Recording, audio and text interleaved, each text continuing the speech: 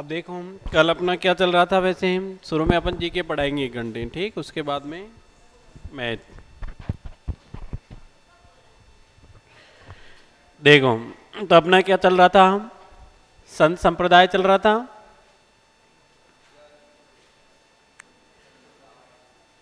कहाँ तक हो गए थे? हम्म।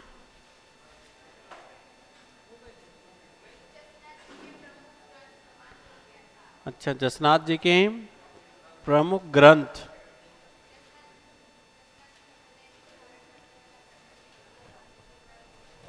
आरो जी वे जियो जी, ठीक। चलो हम देखो, हम वापस देख लेते हैं। यानी हम हमारा टॉपिक जो चल रहा था वो चल रहा था भक्ति आंदोलन। भक्ति आंदोलन में हमने सबसे पहले देखा कि संत जो होते हैं या संत संप्रदाय कह दो हम, या भक्ति आंदोलन कह दो हम, या धार्मिक आंदोलन कह दो, बात एक ही है। अब ये जो धार्मिक आंदोलन जो है वो कितने प्रकार के होते हैं?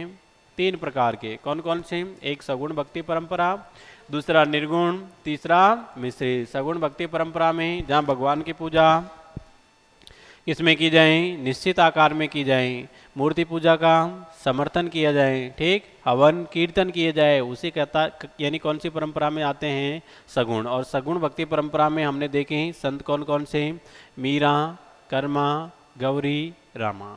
ये 4 संत पढ़े हमने कौन सी परंपरा में? सगुण भक्ति परंपरा में।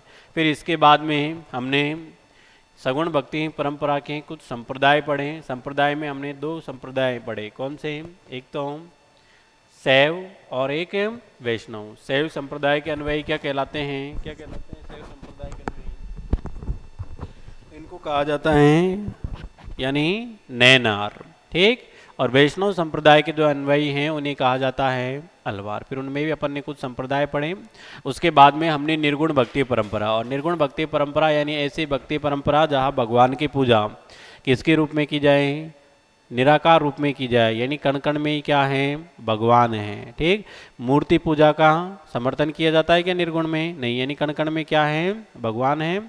और भगवान की पूजा किसके रूप में? निराकार रूप में की जाती है। और इसमें हमने पढ़े सबसे पहले कौन से? जसनाथ जी। जसनाथ जी के बाद में, या जसनाथ जी आज पढ़ेंगे अपन, यानी शुरू में कौन से पढ़े थे अपन ने? जाम्बो जी। जाम्बो जी के बाद में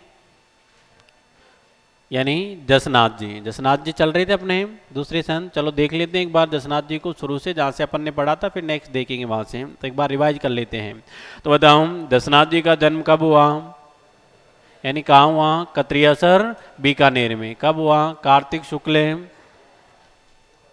एकादशी, जिसे क्या कहा जाता है? देवउठनी, ठीक। यानी देवउठनी क्या है? 11 है। इस दिन सारे देवता जो हैं वो क्या होते हैं? जग जाते हैं, इसलिए शादियाँ होने शुरू हो जाती है। कब से? देवउठनी 11 से। पिता अमीर, माता रूपा दे, मंगेतर कालल दे, ठीक। बचपन का नाम क्या? जसवंत। जाति गोत्र ज्ञानी, क्या है? ज्ञानी, ठीक। गुरु का नाम गोरखनाथ, यानी जसनाथ जी के गुरु का नाम क्या है? गोरखनाथ जी। जसनाथ जी ने शिक्षा कितने वर्ष की आयु में ग्रहण की? 12 वर्ष की में। कौन से स्थान पर? गोरखमालिया स्थान पर। और एक गोरखमालिया स्थान है वो कहाँ पड़ता है? बीकानेर में। जसनाथ जी से प्रभावित होकर सिकंदर लोधी ने इन्हें कितने बीघा जमीन दी? 500 बीघा, जिसे क्या कहा जाता है? बाड़ी, ठीक। जसनाथ जी की जाम्बो जी से क्या हुई? मुलाकात। कब हुई? 1500 ईस्वी में। कहाँ हुई? बीकानेर में। जसनाथ जी की आराधना में कौन सा नृत्य किया जाता है? अग्नि नृत्य किया जाता है, ठीक। 24 वर्ष की आयु में बाड़ी कत्रियासर बीकानेर में जसनाथ जी ने क्या ली थी? समाधि। और इन्होंने भक्ति के स्थान पर किस पर बल दिया? योग पर। यानी देवों के देव महादेव की भक्ति में लीन हो जाना ही क्या कहलाता है? योग कहलाता है। क्लियर है? फिर इसके बाद हमने देखा जसनाथ जो संप्रदाय है जिसकी स्थापना किसके द्वारा की गई? जसनाथ जी के द्वारा। कब की गई? 1504 में, ठीक। यानी 1504 में क्या की गई? जसनाती संप्रदाय की स्थापना। प्रधान पीठ कहाँ है? कत्रियासर बीकानेर में। और जसनाती संप्रदाय जो है इसके कुल कितने नियम हैं? इसके कुल नियम है कितने? 36, ठीक। कुल नियम कितने हैं? 36। जसनाती संप्रदाय जो है वो कौन से पक्षी को पवित्र मानते हैं? मोर पक्षी को, ठीक। और वृक्ष कौन सा है? जाल का। यानी मोर पक्षी और जाल के वृक्ष को क्या मानते हैं? पवित्र। और गले में क्या बांधते हैं? उनका धागा। और पैर में उनका धागा कौन बांधते हैं? वो बांधते हैं कौन? हॉलीवुड बॉलीवुड के सितारे। उनके जो अनुयायी हैं वो किस पे बांधते हैं? पैर का धागा। ठीक, यानी पैर में काला धागा। आप में से बांधते होंगे बहुत सारे पैर में काला धागा। मेला कब लगता है? आश्विन शुक्ल सप्तमी को, कतरियासर बीकानेर में। ठीक, दशनाती संप्रदाय जो है इनके अनुयायी कितने प्रकार के? 3 प्रकार के।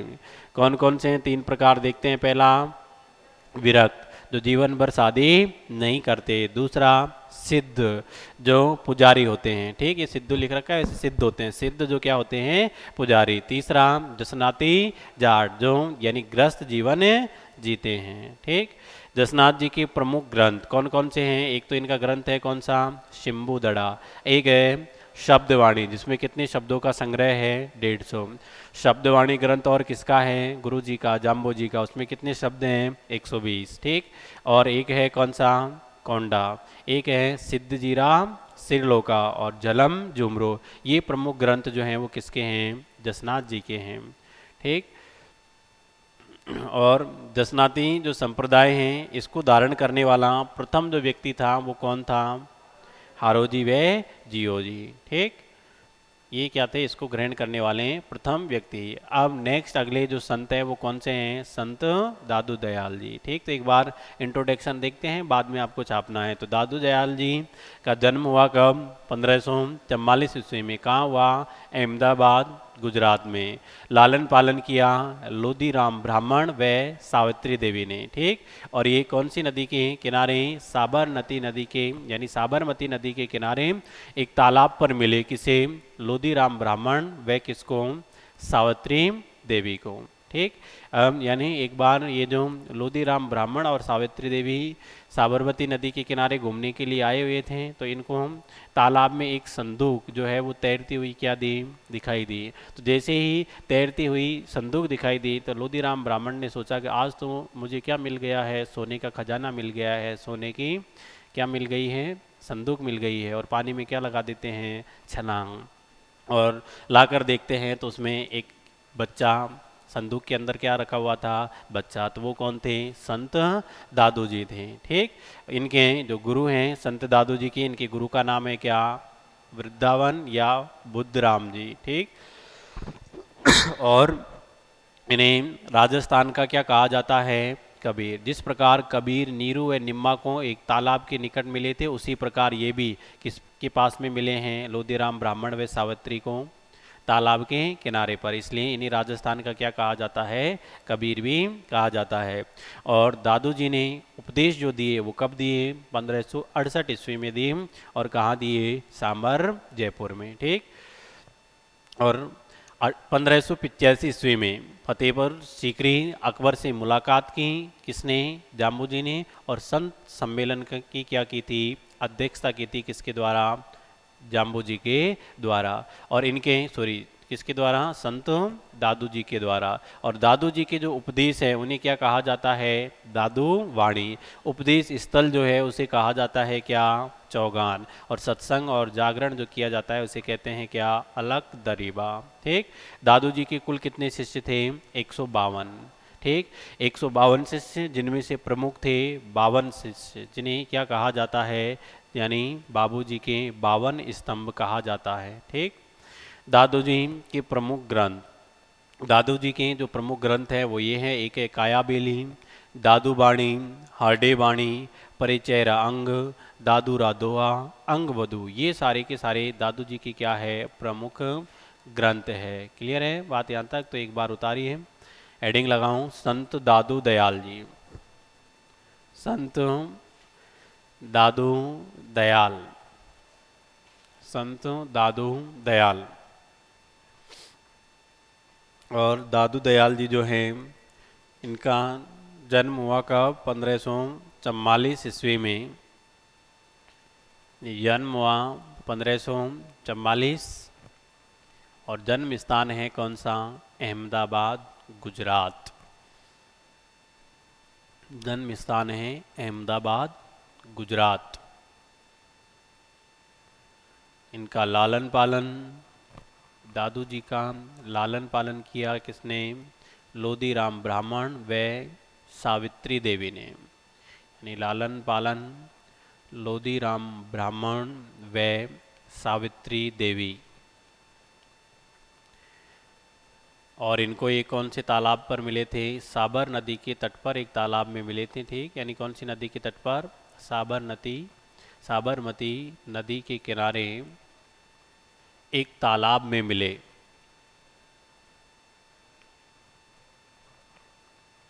संत दादू जी के जो गुरु थे उनका नाम है वृंदावन या बुद्धराम जी। गुरु वृंदावन या बुद्धराम जी।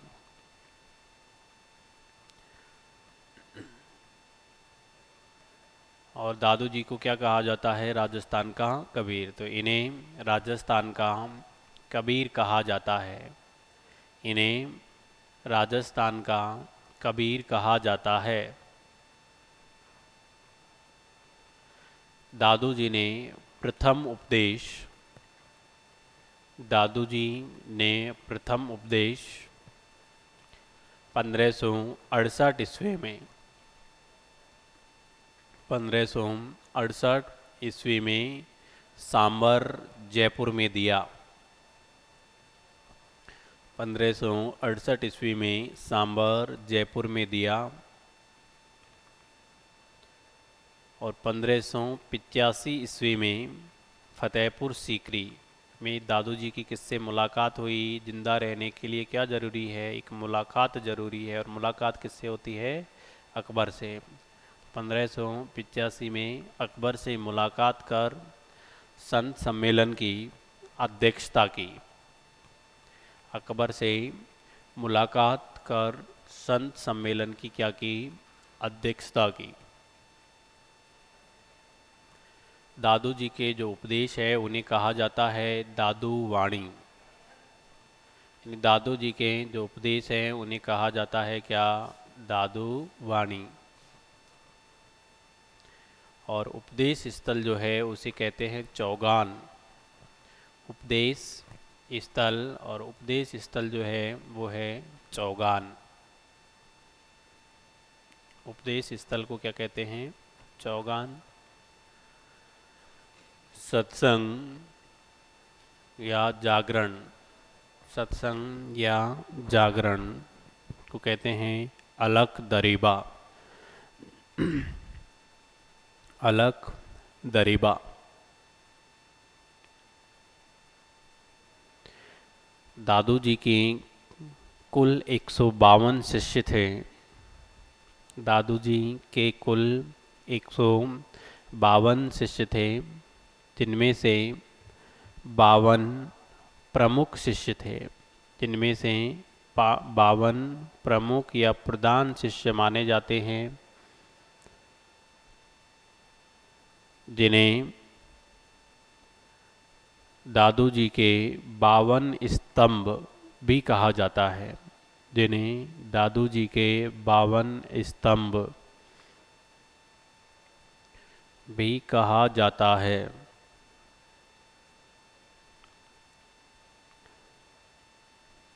नेक्स्ट लिखूं दादू जी के प्रमुख ग्रंथ। दादू जी के प्रमुख ग्रंथ। और दादू जी के प्रमुख ग्रंथ जो है वो एक तो है काया बेली। काया बेली। दूसरा है दादू बाणी। दादू बाणी। तीसरा है हरडे बाणी। हरडे बाणी। चौथा परिचय का अंग। परिचय का अंग। पांचवा है दादूरा दोहा। दादूरा दोहा। और छठा है अंग वधु। अंग वधु। तो ये दादू जी की क्या है? प्रमुख ग्रंथ, यानी काया बेली, दादू बाणी, हरडे बाणी, परिचय का अंग, दादूरा दोहा, अंग वधु। ये सारे के सारे दादू जी के क्या है? ग्रंथ है। क्लियर? उतार लिया सभी ने यहाँ तक? तो बताऊं दादू जी का जन्म कब हुआ? 1544 में। ठीक, कहाँ हुआ? अहमदाबाद, गुजरात में। आवाज़ ही नहीं आ रही तुम्हारी। लालन पालन किसने किया? लोदीराम ब्राह्मण व सावित्री देवी। और कौन सी नदी के किनारे मिले इनको? ये साबरमती नदी के किनारे एक तालाब में मिले थे। ठीक, और संत दादू जी को क्या कहा जाता है? राजस्थान का कबीर। तो राजस्थान का कबीर कौन से संत को कहा जाता है? दादू जी को। ठीक, और दादू जी ने प्रथम उपदेश कब दिया? 1568 में। कहाँ दिया? सांबर, जयपुर में। दादू जी की अकबर से मुलाकात हुई कब? 1585 में, फतेहपुर सीकरी में। और जहाँ पर दादू जी ने क्या किया? संत सम्मेलन की अध्यक्षता की। दादू जी के उपदेश क्या कहलाते हैं? दादूवाणी। दादू जी के उपदेश का जो स्थल है उसे क्या कहा जाता है? चौगान। ठीक, सत्संग को जागरण, यानी सत्संग या जागरण को क्या कहा जाता है? अलख दरीबा। और दादू जी के कुल कितने शिष्य थे? 152, जिनमें से प्रधान कितने? 52, जिन्हें क्या कहा जाता है? दादू जी के 52 स्तंभ। ठीक, दादू जी के प्रमुख ग्रंथ कौन कौन से हैं? काया बेली, दादू बाणी, हरडे बाणी, परिचय का अंग, दादू राधोआ और अंग बधो। ये क्या हैं? संत दादू जी के प्रमुख ग्रंथ हैं। क्लियर? अब देखो दादू जी ने दादू पंथ की स्थापना की। ठीक, और दादू पंथ की स्थापना जो है वो कहाँ की? 1574 ईस्वी में नारायणा या नरेना, कहाँ है? जयपुर में। ठीक, और इनका जो उद्बोधन शब्द जो होता है वो होता है, जैसे उद्बोधन शब्द का मतलब जैसे कोई अपन से मिलता है तो अपन क्या करते हैं? हाय हेलो, है ना? आजकल तो ये है। पहले के पुराने आदमी हैं, राम राम, सीताराम, जय श्री कृष्णा, है ना? ऐसे अभिवादन करते हैं कि नहीं करते हैं?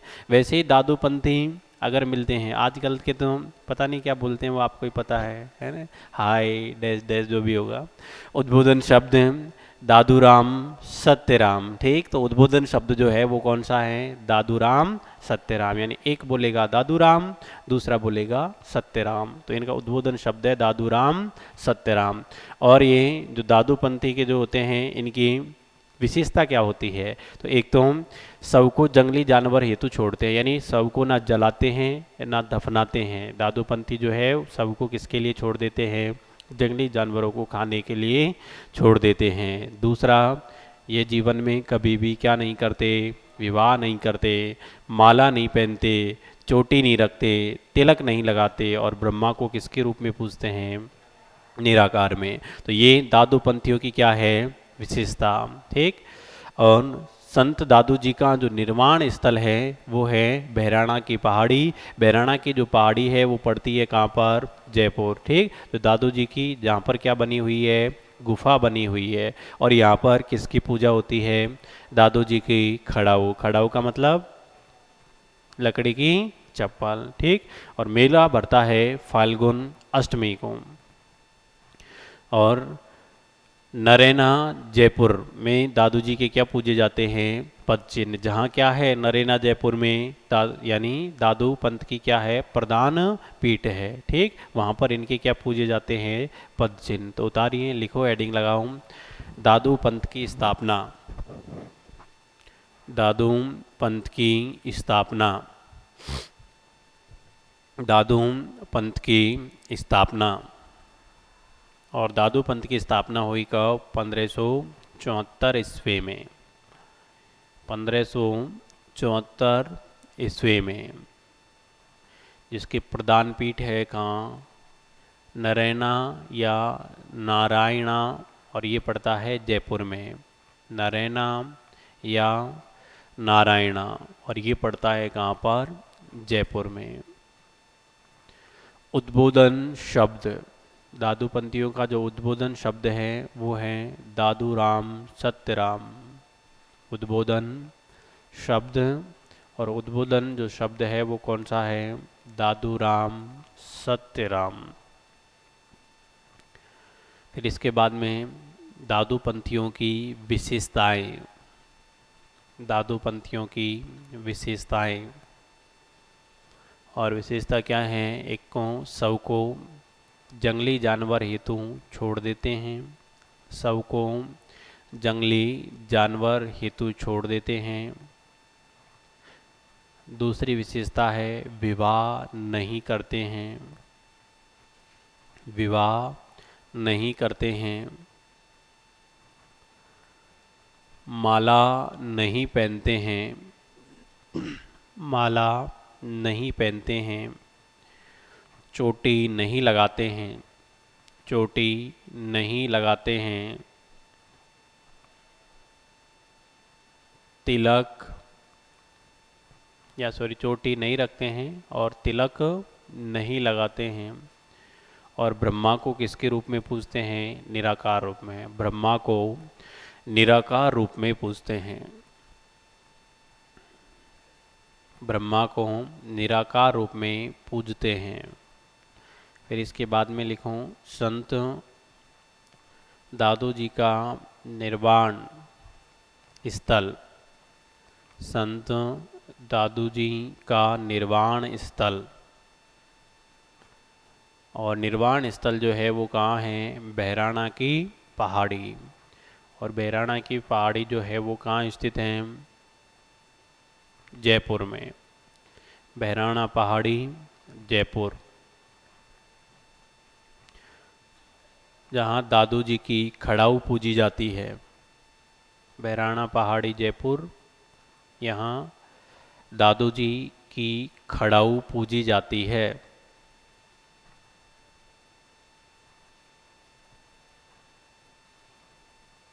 और यहाँ पर क्या बनी हुई है? दादू जी की गुफा भी बनी हुई है। ठीक।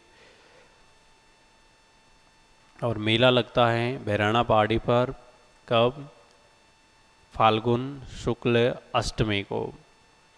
मेला फाल्गुन शुक्ल अष्टमी। और इसके बाद में नोट करके लिखना कि नरैना जो पहाड़ी है, या नरैना या नारायणपुरा, ठीक, यहाँ क्या स्थित है? इनके क्या पूजे जाते हैं? पद चिन्ह या पगले पूजे जाते हैं किनके? संत दादू राम जी के।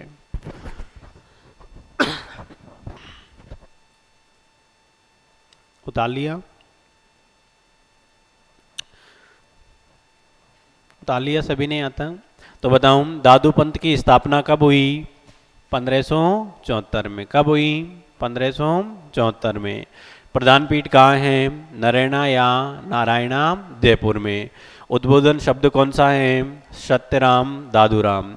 दादूपंथियों की विशेषता क्या है? अगर अपन में से कोई दादूपंथी ग्रहण करना चाहे तो विशेषता क्या है? कि एक तो सबको जंगली जानवरों ये तो छोड़ते हैं, दूसरा विवाह नहीं करते हैं, ठीक, तीसरा क्या नहीं करते हैं? माला नहीं पहनते हैं, चोटी नहीं रखते हैं, तिलक नहीं लगाते हैं। और ब्रह्मा को किसके रूप में पूजते हैं? निराकार रूप में पूजते हैं। ठीक। संत दादू जी का निर्वाण स्थल जो है वो कहाँ है? बहराणा पहाड़ी, जहाँ पर दादू जी की क्या बनी हुई है? गुफा। ठीक। और ये जो बहराणा पहाड़ी है, यहाँ पर दादू जी की क्या पूजी जाती है? खड़ाऊ। ठीक। मेला बढ़ता है कब? फाल्गुन अष्टमी को। और नरैना जयपुर में, यानी जो जहाँ पर दादू जी ने क्या लिया था? जन्म, वहाँ पर क्या पूजे जाते हैं? इनके क्या पूजे जाते हैं? पद चिन्ह। ठीक। अब देखो दादू जी के पंच तीर्थ, ठीक, यानी कौन कौन से दादू जी के 5 तीर है, 5 तीर्थ है। अगर वो 5 तीर्थों की यात्रा कर ली तो फिर मोक्ष की प्राप्ति हो जाती है, जैसे 5 धाम की यात्रा हो गई हो। ठीक। तो 5 तीर्थ हैं, उनके लिए कहीं भटकने की आवश्यकता नहीं पड़ेगी, सारे जयपुर में ही हैं। एक है कहाँ? सांबर, एक अजमेर, सॉरी क्या है? आमेर, एक कौन सा है? कल्याणपुरा, एक है बहराणा और एक नारायणा। ये 5 पीठ कहाँ हैं? जयपुर में। ठीक। दादूपंथी जो होते हैं वो कितने प्रकार के होते हैं? 5 प्रकार के। ठीक। कौन कौन से होते हैं देखते हैं। पहला खालसा पंथ। और खालसा पंथ के प्रवर्तक जो हैं वो कौन हैं? गरीबदास जी है। और गरीबदास जी जो है वो दादू जी की क्या हैं? दत्तक पुत्र है। दत्तक पुत्र क्यों? क्योंकि दादूपंथी तो कभी विवाह करते ही नहीं है, तो दादू जी के पुत्र कैसे होगा? तो गोद लेंगे। ये दत्तक पुत्र तो खालसा यानी खालसा पंथ के प्रवर्तक कौन है? गरीबदास जी, और ये दादू जी के क्या हैं? दत्तक पुत्र हैं। और ये खालसा पंथी जो होते हैं ये नरेना पीठ पर गुरु व शिष्य की परंपरा को मानने वाले क्या होते हैं? संत होते हैं। ठीक। एक है उत्तरादे या स्थानधारी, और ये इसके प्रवर्तक है कौन से? कौन है? बनवारी दास जी। ठीक। और इन्होंने उत्तर भारत में दादू पंथ का क्या किया? प्रसार प्रचार किया। और इनका स्थायी जो निवास है भारत से बाहर वो क्या है? रतिया हिसार में है। नेक्स्ट है नागापंथी, और नागापंथी जो हैं इनकी स्थापना किसके द्वारा की गई? सूरदास जी के द्वारा। ठीक। यानी प्रवर्तक कौन है? सूरदास जी। प्रधान पीठ क्या है? दौसा। और ये नागापंथी वाले जो होते हैं ये हाथ में क्या रखते हैं? हथियार रखते हैं। ठीक। और यानी नेक्स्ट जो है वो कौन सी है? विरक्त। विरक्त का मतलब जो घर घर जाकर क्या देते हैं? उपदेश, वो है कौन से? विरक्त। तो बताऊं दादूपंथी कितने प्रकार के होते हैं? 5 प्रकार के। और पांचवा जो बचा है वो कौन सा है? नियंक या खाकी। और ये नियंक या खाकी जो होते हैं ये लंबी जटाएं रखते हैं और शरीर पर क्या लगाते हैं? भस्म। भस्म का मतलब राख लगाते हैं। ठीक। तो और इस संप्रदाय को निपक संप्रदाय एवं ब्रह्म संप्रदाय भी कहा जाता है। कौन से संप्रदाय को? नियंग या खाकी संप्रदाय को। तो ये 5 प्रकार के होते हैं कौन? दादू पंथी। तो हेडिंग लगाओ, सबसे पहले तो लिखो दादू जी के पंच तीर्थ। दादू जी के पंच तीर्थ, और पंच तीर्थ है सांबर, आमेर, कल्याणपुरा, भैराणा, नारायणा। सांबर, आमेर, कल्याणपुरा, भैराणा, नारायणा। सांबर, आमेर, कल्याणपुरा, भैराणा और नारायणा। फिर इसके बाद में लिखूं दादूपंथी 5 प्रकार के होते हैं। दादूपंथी 5 प्रकार के होते हैं। दादूपंथी 5 प्रकार के होते हैं। पहला खालसा पंथ। खालसा पंथ। और खालसा पंथ के प्रवर्तक जो हैं वो हैं कौन? गरीबदास जी।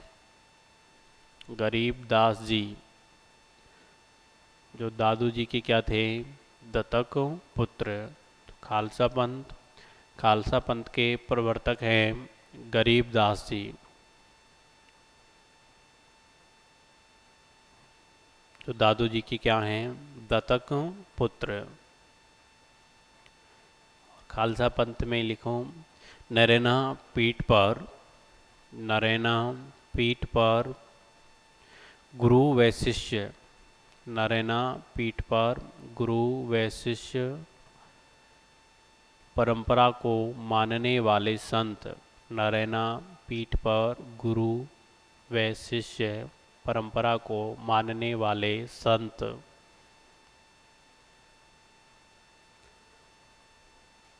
दूसरा है उत्तरादेय या स्थानधारी।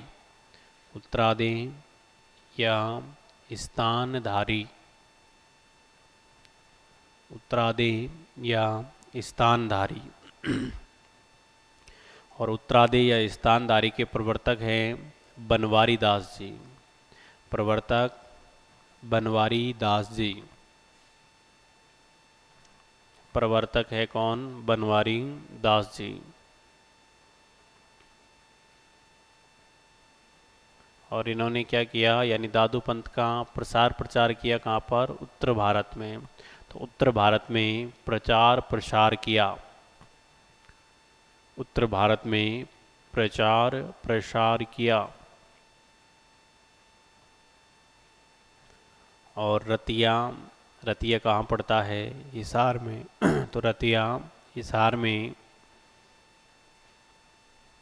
स्थायी निवास। रतिया हिसार में स्थायी निवास।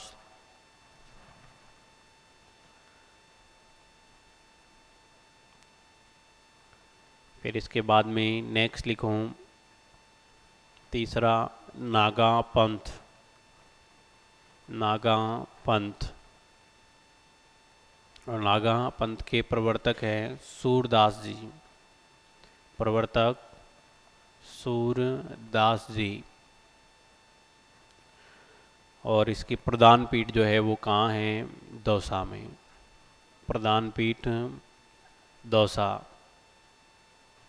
और नागा पंथ वाले हाथ में क्या रखते हैं? हथियार रखते हैं। ठीक, तो ये क्या रखते हैं हाथ में? हथियार।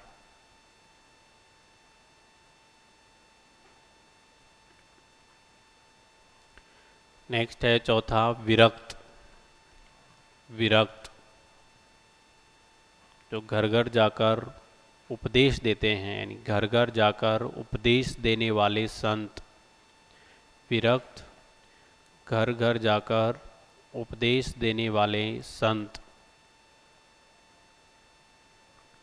विरक्त घर घर जाकर उपदेश देने वाले संत।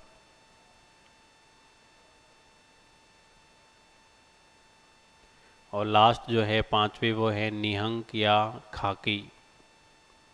निहंक या खाकी।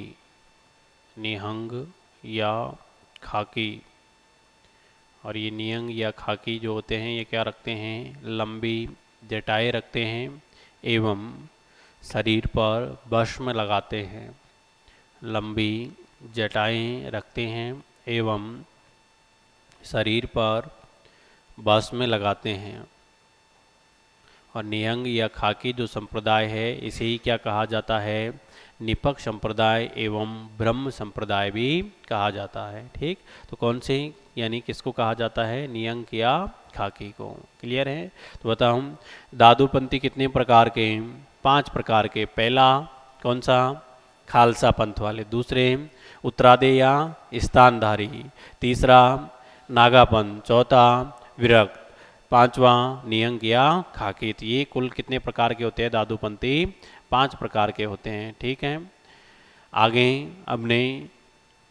अब देखो पहले समझना है फिर बाद में उतारना है। रामानंद जी। ठीक, वैसे रामानंद जी जो हैं वो खुद कौन सी परंपरा के हैं? कौन सी परंपरा में पढ़े हैं अपन ने? रामानंदी सगुण भक्ति परंपरा में। यानी रामानंद जी जो हैं वो खुद कौन सी परंपरा के हैं? सगुण भक्ति परंपरा के। जबकि इनके जो शिष्य थे वो कौन सी परंपरा के? निर्गुण भक्ति परंपरा में। यानी गुरु का कौन सी परंपरा है? सगुण भक्ति परंपरा। शिष्य जो हैं उनकी कौन सी है? निर्गुण। यानी गुरु तो मूर्ति पूजा का क्या करते हैं? समर्थन। और जो इनके शिष्य हैं वो मूर्ति पूजा का क्या नहीं करते हैं? समर्थन। ठीक, यानी गुरु अगर करें तो अपराध है, ठीक, या अभिशाप है, और चेला करे तो कोई अभिशाप है नहीं है। तो कुल इनके रामानंदी के कुल कितने शिष्य थे? 12। वैसे 12 में से हमको यहाँ पर वैसे 6 ही पढ़ने हैं, और 6 में से भी हमारे राजस्थान में 3 ही प्रमुख हैं। ठीक, अब इनके यानी कुल 12 शिष्य थे। 12 में से प्रमुख कितने हैं? 6 शिष्य हैं। एक तो है कौन? संत पीपा जी, संत धन्ना जी और संत रैदास जी। ठीक, इसके अलावा हम पढ़ेंगे संत कबीर जी, संत सदना जी और संत सेना जी। ये जो 6 इनके शिष्य हैं उनके बारे में पढ़ेंगे, जिनमें अपने ये 3 ही काम के हैं। ठीक, बाकी फिर भी औरों के बारे में एक लाइन ही हो भले ही देख लेंगे। अब देखो यानी रामानंद जी जो हैं वो कौन सी भक्ति परंपरा वाले हैं? सगुण। जबकि शिष्य कौन सी वाले हैं? निर्गुण। और संत जो कबीरदास जी हैं इनका संबंध कहाँ से है? काशी उत्तर प्रदेश से। ठीक, और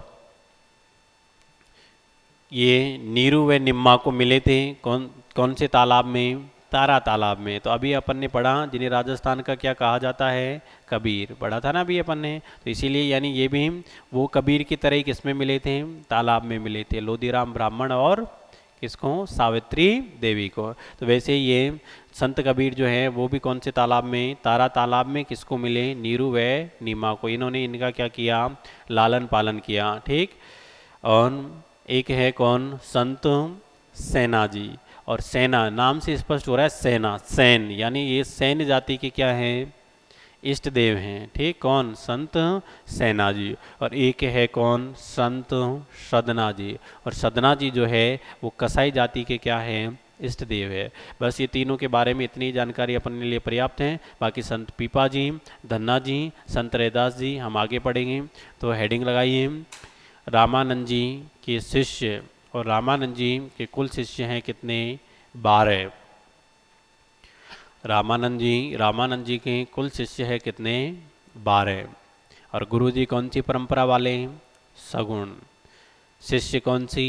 निर्गुण, ठीक। तो यानी कुल 12 शिष्य, जिनमें से प्रमुख है 6 शिष्य। और ये सारे के सारे शिष्य जो हैं वो निर्गुण भक्ति परंपरा को मानने वाले शिष्य हैं।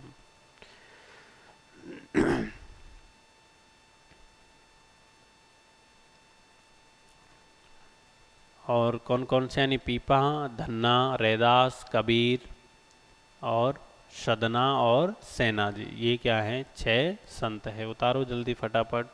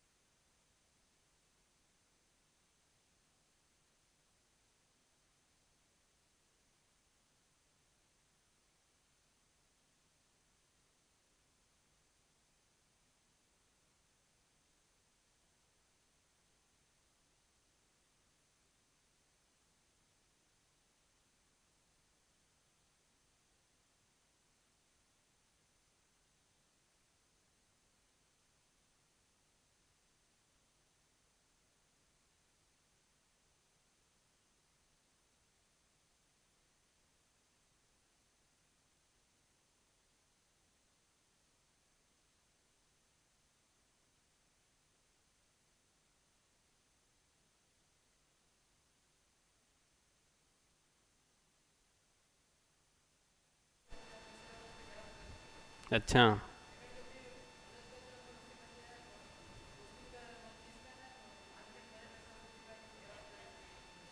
तो बाद में कौन सा है वो सही है? हाँ,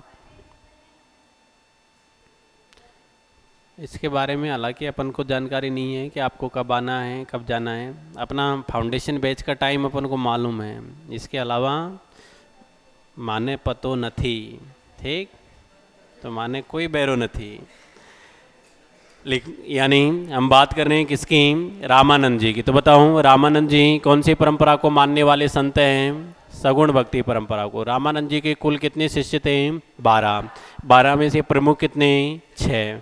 और कौन कौन से हैं? संतों पीपा जी। कौन से हैं? पीपा जी और दन्ना जी। फिर इसके बाद रैदास जी, कबीर जी, सदना जी और सेना जी। सदना जी कसाई जाति के इष्ट देव, सेना जी नाई जाति के इष्ट देव, और कबीर जी का जो संबंध है वो कहाँ से है? काशी उत्तर प्रदेश से। क्योंकि हमारे राजस्थान के है नहीं, तो फालतू में क्यों पढ़ेंगे इनके बारे में अपन ज़्यादा।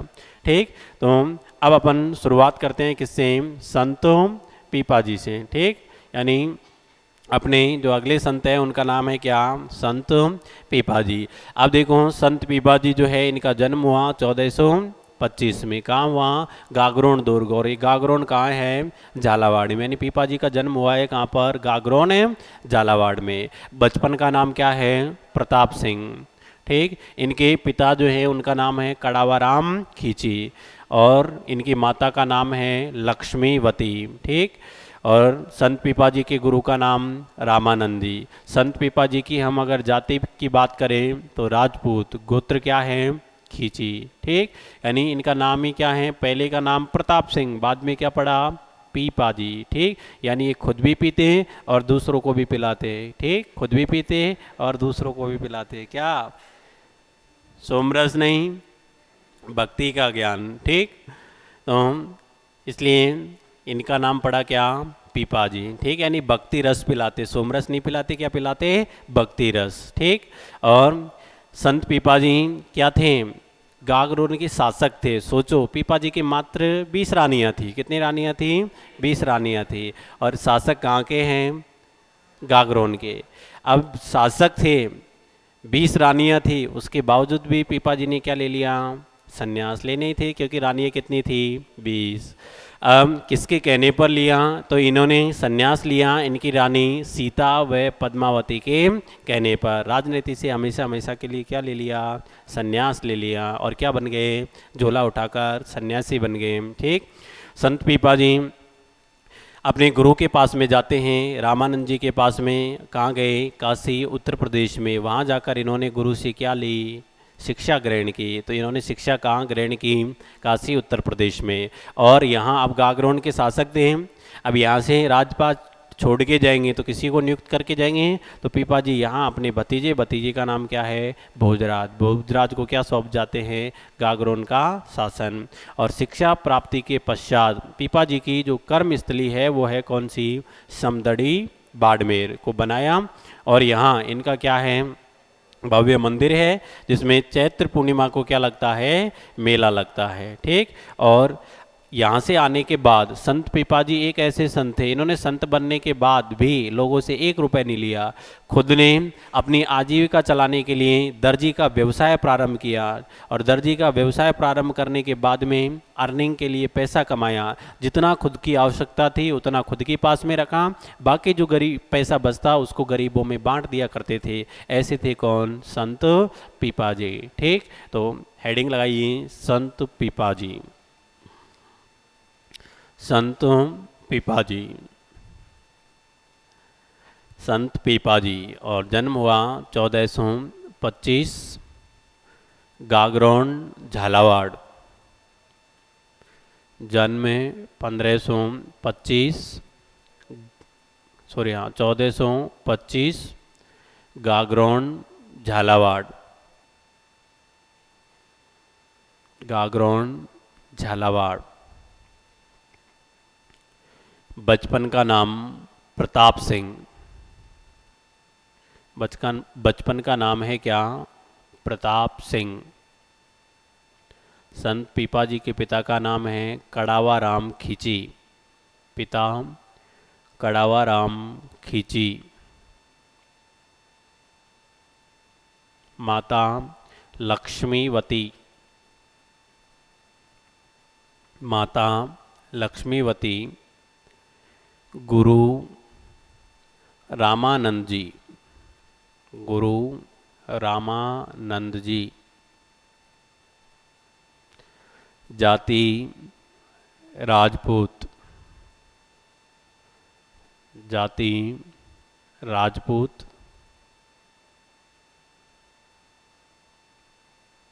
गोत्र खींची, जाति राजपूत, गोत्र खींची। और पीपाजी कहाँ के शासक थे? गागरोन के शासक थे। इनके कुल 20 रानियाँ थी। पीपाजी गागरोन के शासक थे। इनके कुल 20 रानियाँ थी।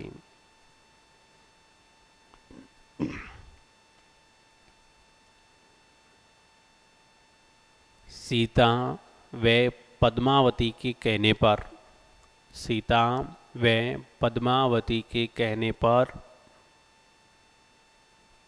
राजनीति का त्याग कर, राजनीति का त्याग कर सन्यासी बने, राजनीति का त्याग कर सन्यासी बने। और इसके बाद में चले गए शिक्षा प्राप्ति के लिए काशी उत्तर प्रदेश में। तो इन्होंने फिर इसके बाद में शिक्षा प्राप्त की काशी उत्तर प्रदेश से। और राज कार्य अपने भतीजे भोजराज को सौंपा, राज कार्य अपने भतीजे भोजराज को सौंपा।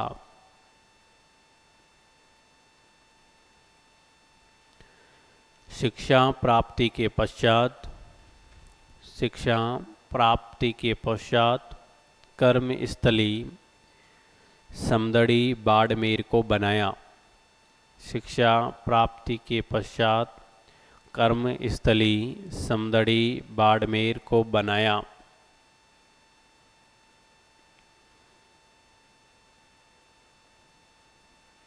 और समदड़ी बाड़मेर में इनका भव्य मंदिर है, जहाँ पर चैत्र पूर्णिमा को क्या लगता है? मेला।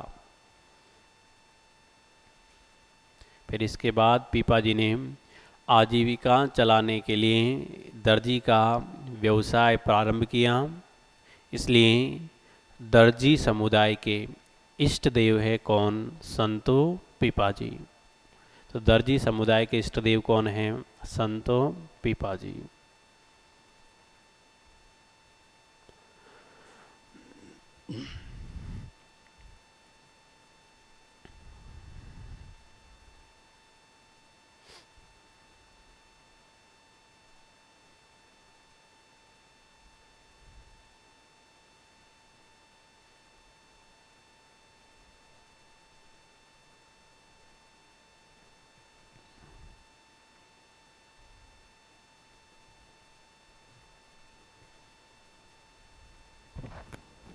उतार लिया?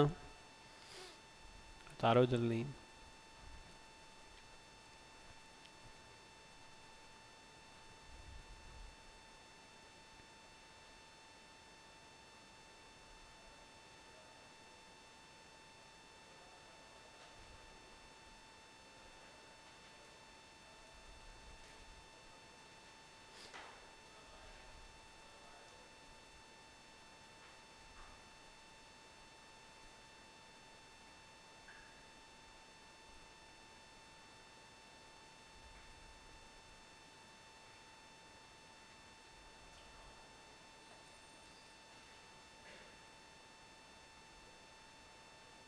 उतार लिया? तो बताऊं संत पीपाजी का जन्म कब हुआ? 1425 में। कहाँ हुआ?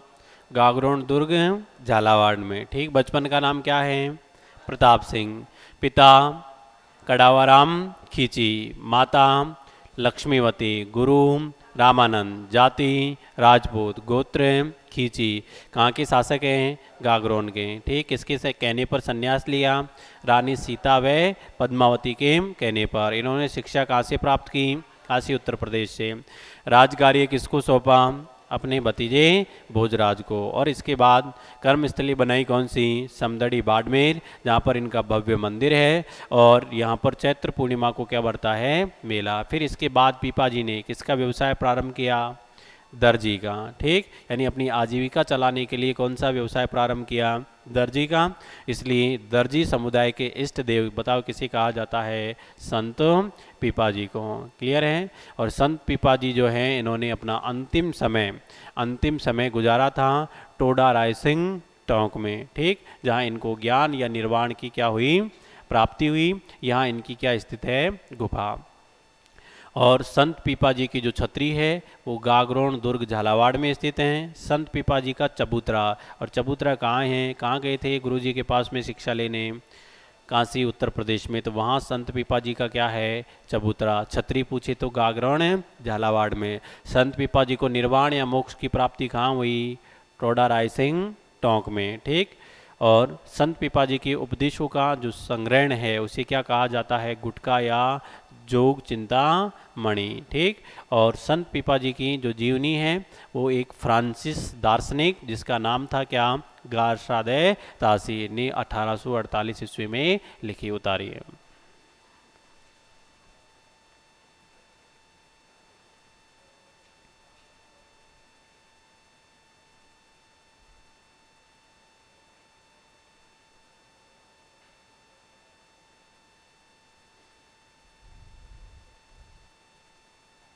तो संत पीपाजी ने अपना अंतिम समय कहाँ गुजारा? टोडा रायसिंह टोंक, जहाँ इनको निर्वाण या मोक्ष की प्राप्ति हुई।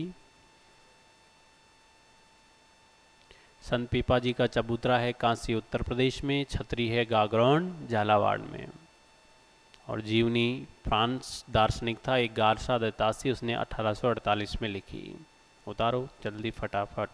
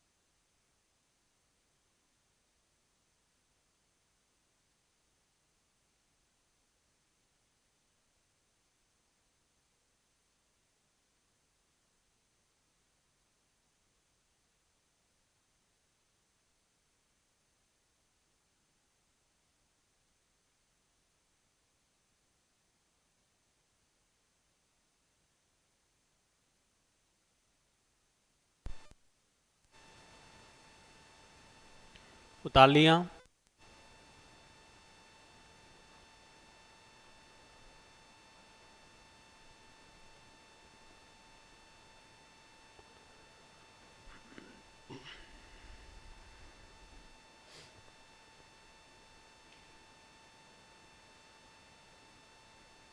उतार लिया सभी ने।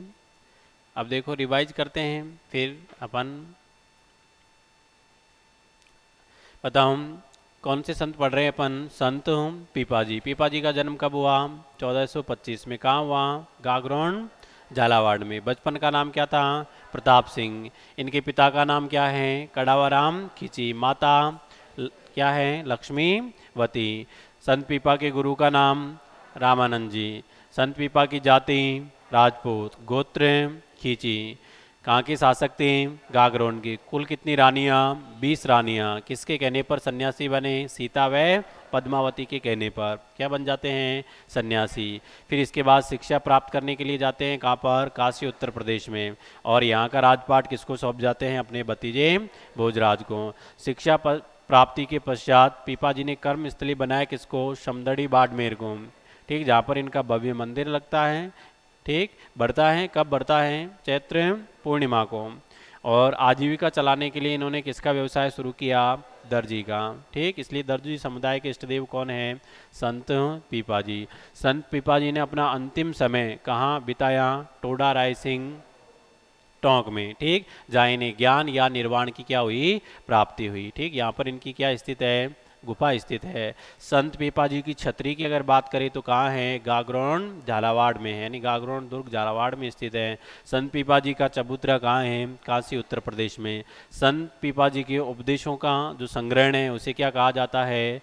गुटका या जोग चिंतामणि। ठीक, और संत पीपाजी की जो जीवनी है वो किसने लिखी? फ्रांस दार्शनिक गारसादे तासी ने। तो ये थे हमारे कौन? संत पीपाजी। तो संत पीपाजी क्या हैं? समाप्त हैं। क्लियर? बाकी जो नेक्स्ट है वो अपन कल देखेंगे।